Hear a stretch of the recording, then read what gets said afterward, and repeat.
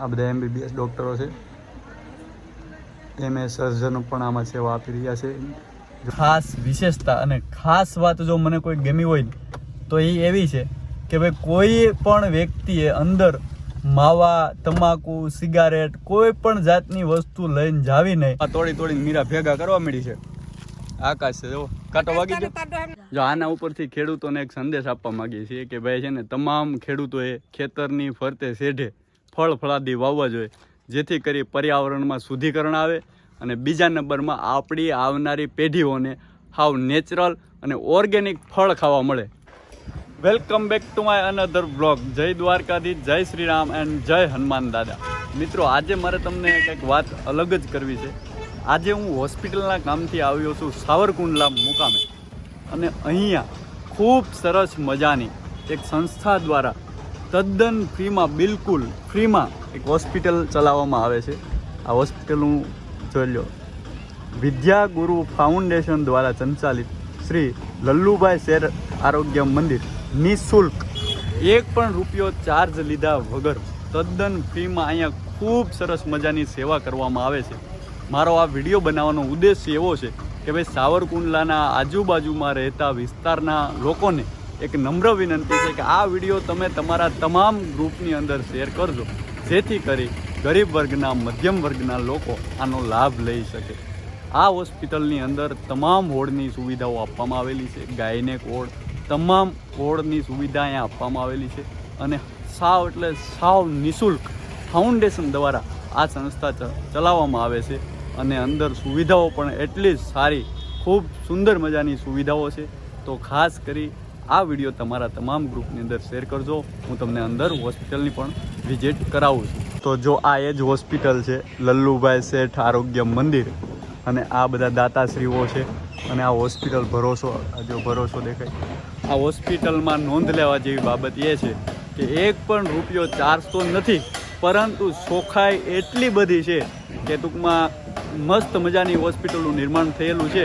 અને તમામ વોર્ડ, આ આખી હોસ્પિટલ અહીંયા છે, વાં સામે ગાયનેક વોર્ડ છે, અહીંયા આગળ ગાયનેક વોર્ડ છે. અહીંયા ખૂબ સરસ મજાની આ હોસ્પિટલનું નિર્માણ કરવામાં આવેલું છે. તો ખાસ કરી જે પણ લોકો ગરીબ મીડિયમ વર્ગના લોકો હોય, પ્રાઇવેટ હોસ્પિટલને પણ ટૂંકી પાડે, ટૂંકમાં આવી પ્રાઇવેટ હોસ્પિટલો પણ નથી, એવી સુવિધાઓ આ હોસ્પિટલની અંદર આપવામાં આવેલી છે. અને આ તદ્દન ફ્રીમાં છે. તો આ લોકોએ આનો ટૂંકમાં ઉપયોગ લઈ શકે, અથવા તો આ જે ટૂંકમાં આ લોકો સેવા કરે છે, સેવાનો લાભ લઈ શકે. તો એ માટે થઈ અને આ વિડીયો તમારા ગ્રુપની અંદર તમે શેર કરજો. સાવરકુંડલાની અંદર આ હોસ્પિટલ આવેલી છે. તો ખાસ કરી સાવરકુંડલાના આજુબાજુના વિસ્તારના લોકો સુધી આ વિડીયો, આ મેસેજ અવશ્ય પહોંચાડજો, એવી તમને નમ્ર વિનંતી કરું છું. આની અંદર ઘણા બધા ward, MD Rajeshbhai, MD બદીતા સલાટભાઈ, MD MS સર્જનો પણ આમાં સેવા આપી રહ્યા છે. જો ઓર્થોપેડિક સર્જન, MS આંખના સર્જન, MS આ બધા સર્જનો છે. જો પછી નીચે BSMS ડૉક્ટરો, બધા તમામ લોકો, જો SMS છે, MBBS છે, DS ડેન્ટલ સર્જન છે, તમામ પ્રકારના ડૉક્ટરો અહીંયા સેવા આપી રહ્યા છે. ડૉક્ટર દક્ષાબેન આહિર છે, BSMS હોમિયોપેથી. તો આ તમામ જે ડૉક્ટરો છે એ બધા જ અહીંયા ખૂબ સરસ મજાની સેવા આપી રહ્યા છે. તમે જોઈ શકો છો, ખૂબ મસ્ત મજાની હોસ્પિટલનું સંચાલન થઈ રહ્યું છે. તો આ જો અહીંયા હજી બીજી બિલ્ડિંગ પણ બને છે. અહીંયા બીજી બિલ્ડિંગ બને છે. અહીંયા મંદિર, સરસ મજાનું મંદિર પણ છે કે ભાઈ અહીંયા લોકો આવે તો સારી રીતે અહીંયા દર્દીને રોકાવાનું થાય, તો અહીંયા બેસી ભગવાનનું સ્મરણ પણ કરી શકે. તો જો આ છે રેડિયોલોજી વિભાગ અને સર્જિકલ વિભાગ આની અંદર આવેલો છે. અહીંયા આપવામાં આવેલો છે ગાયનેકોલોજી વિભાગ. તો આ તમે જે જોઈ રહ્યા છો એ છે ગાયનેકોલોજી વિભાગ, અને આગળ અલગ અલગ વિભાગનું અહીંયા નિર્માણ કરવામાં આવેલું છે. તો આ છે પીડિયાટ્રિક ડિપાર્ટમેન્ટ, બાળકોનો વિભાગ. અહીંયા ખૂબ સરસ મજાની હોસ્પિટલ આવેલી છે, જ્યાં બાળકોની અને તમામ પ્રકારના દર્દીઓની સેવા તદ્દન ફ્રીમાં કરવામાં આવે છે.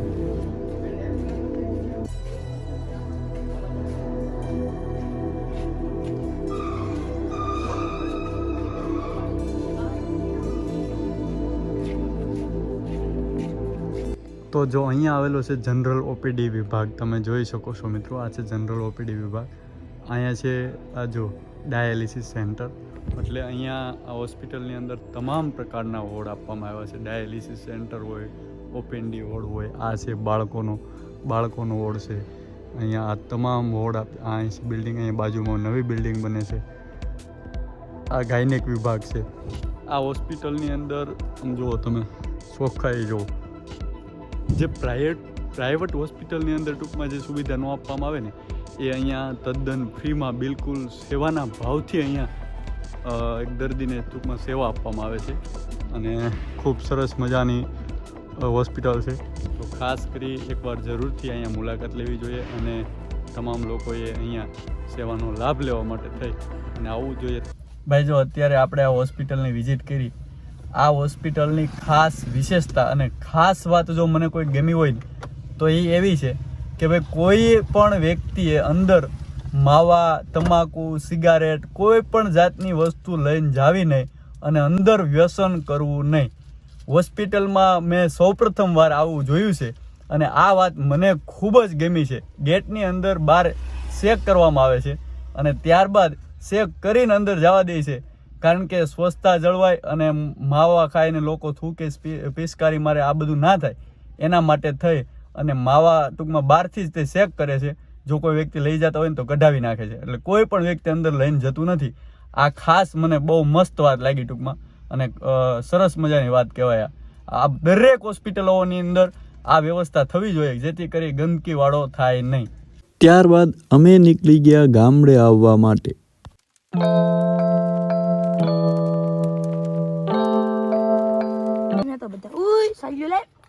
તો જો ભાઈ અત્યારે ઘરની એકદમ નજીક બોર ખાવા માટે મીરા અને આકાશ ને અમે આવી ગયા છીએ. જો કટિયા બોર બધા, જો આ બોર અત્યારે અહીંથી તોડીને હાવ નેચરલી દેશી બોર, જો પ્રકૃતિના ખોળામાં.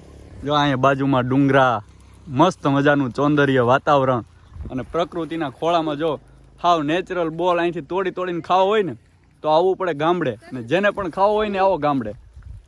હા, મીરા ને આકાશ ને અત્યારે ધબધબાટી બોલાવે છે બોર ખાવાની.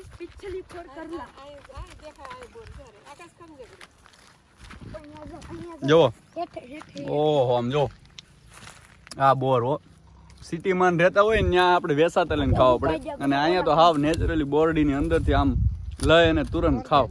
તો આવો બોર ખાવો હોય ને તો આવો ગામડે. શું કે મીરા, ખાવા છે બોર? તો જો આ તોડીને મીરા ભેગા કરવા મળી છે. આકાશ છે જો, કાંટો વાગી ગયો. આકાશ છે જો, કાંટો વાગ્યો. કાકાશ ફૂલ બોર આવ્યા છો. તો જો આવા નેચરલ બોર ખાવ હોય ને તો આવો ગામડે ક્યારેક બોર ખાવા માટે. અત્યારે અમે બોર ખાઈ અને અહીંયા આવી ગયા છીએ પોપૈયા પાસે. અમારે બધી જ વાડીમાં, મોટા બાપાની વાડીમાં, અમારી વાડીમાં પોપૈયા, ચીકુડી, સીતાફળી, ટમેટા, બધું નેચરલી હાવ. જો અહીંયા આ જો આ ટમેટાનો બગીચો, આ ટમેટી. જો આકાશ બતાવે. આકાશ બીજું શું છે કે? બોર, ટમેટી, પછી ડ્રેગન ફ્રૂટ આપણે છે, નારિયેળી. આ જો અહીંથી દેખાય સામે નારિયેળી, એની બાજુમાં ડ્રેગન ફ્રૂટ, લીમડો. તો ભાઈ જો જાહેર આ ખાવાની કેવી મજા આવે. જો આના ઉપરથી ખેડૂતોને એક સંદેશ આપવા માંગીએ છીએ કે ભાઈ છે ને, તમામ ખેડૂતોએ ખેતરની ફરતે શેઢે ફળ ફળાદી વાવવા જોઈએ, જેથી કરી પર્યાવરણમાં શુદ્ધિકરણ આવે અને બીજા નંબરમાં આપણી આવનારી પેઢીઓને હાવ નેચરલ અને ઓર્ગેનિક ફળ ખાવા મળે, નહીં કે વેચાતું લઈ અને જે દવાવાળા હોય છે ને એવા નહીં. હાવ નેચરલી ઓર્ગેનિક ફળ ખાવા મળે તો આવનારી પેઢી માટે થઈ અને આપણે તમામ ખેડૂતોએ ખેતરના શેઢે ફળ ફળાદી વાવવા જોઈએ. આકાશ ચેનલને લાઈક શેર સબસ્ક્રાઇબ કરવાનું કહી દે. નવા હોય એ ચેનલને લાઈક શેર અને સબસ્ક્રાઇબ કરી નાખે. જ્યાં ચેનલમાં નવા હોય લાઈક શેર અને સબસ્ક્રાઇબ કરો. મીરા તું કહી દે એકવાર.